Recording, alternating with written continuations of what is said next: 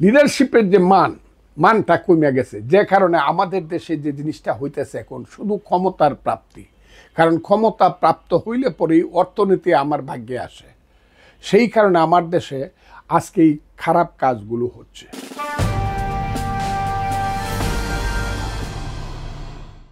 আরেকটা জিনিস হলো, সারা পৃথিবীর যে রাজনৈতিক অসততা,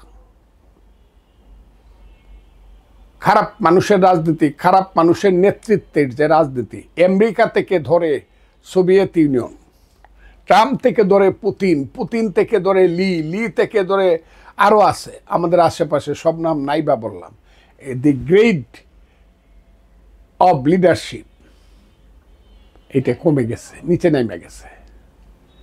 আগের সেই নেলসন ম্যান্ডেলা নাই, সেই ইয়াসির আরাফাত মধ্যপ্রাচ্যে আর নাই, আগের সেই নেতৃত্ব গান্ধীও নাই, আগের সেই নেতৃত্ব সেই মিশরের নাসের নাই, সেই ইন্দোনেশিয়ার সুয়াকর্ণ নাই, জওহরলাল নেহেরু নাই। বুঝতে হবে কিন্তু মানে লিডারশিপের যে মানটা কমে গেছে, যে কারণে আমাদের দেশে যে জিনিসটা হইতেছে এখন শুধু ক্ষমতার প্রাপ্তি। কারণ ক্ষমতা প্রাপ্ত হইলে পরেই অর্থনীতি আমার ভাগ্যে আসে। সেই কারণে আমার দেশে আজকে এই খারাপ কাজগুলো হচ্ছে।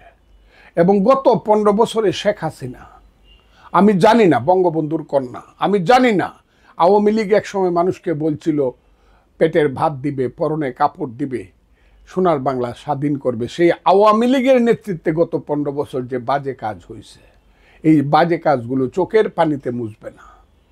কারণ মানুষের ভিতরে ছিল আগুন।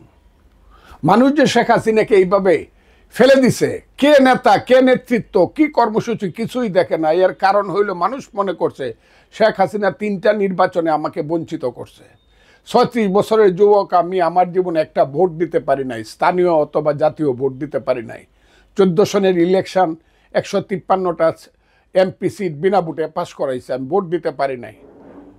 18 সনের ইলেকশন নিশিরাইতে হয়েছে, দিনের ভোট রাইতে হয়েছে, সকালবেলা আবার ফুলের মালা দিয়ে হাঁটছে, পুলিশে সেলিউট দিছে। 24 সনের ইলেকশন আমি আর দামির ইলেকশন হয়েছে। সেই জিনিসগুলো মানুষ মানতে পারে নাই। আর চোখের সামনে যে আওয়ামী লীগ নেতার খাওয়ার 10টা টাকা ছিল না, তার 10,000 কোটি টাকা হয়েছে। রাজনীতির নামে আওয়ামী লীগের হাইব্রিডেরা এই দেশটাকে লুট করছে। মানুষ চোখের সামনে দেখছে তার পেটে ভাত নাই, পরনে কাপড় নাই, বিএ পাস এমএ পাস করে ইঞ্জিনিয়ার ডাক্তার হয়ে হাজার হাজার ছেলে পেলে রাস্তায় রাস্তায় ঘুরে বেড়াইছে, কর্মসংস্থান পায় নাই। এই যে মানুষের পেটে আগুন, সেই পেটের আগুন চোখে গেছে, মাথায় আগুন ধরছে। তখন মনে করছে আজরাইল যদি আসে হাসিনাকে আমরা তাড়াই দিব, প্রয়োজনে হাসিনা গেলে আজরাইল আসুক। এবং তারই পরিণতি হলো 5ই আগস্ট 2024। রক্ত দিছে, জীবন দিছে। সেই পরিণতিতে দাঁড়াইয়া শেখ হাসিনা চইলা গেল। 5, 6, 7, 3 দিন সারা বাংলায় কোনো সরকার নাই। মানুষ অপেক্ষা করছে কে দেবে আমাদের নেতৃত্ব।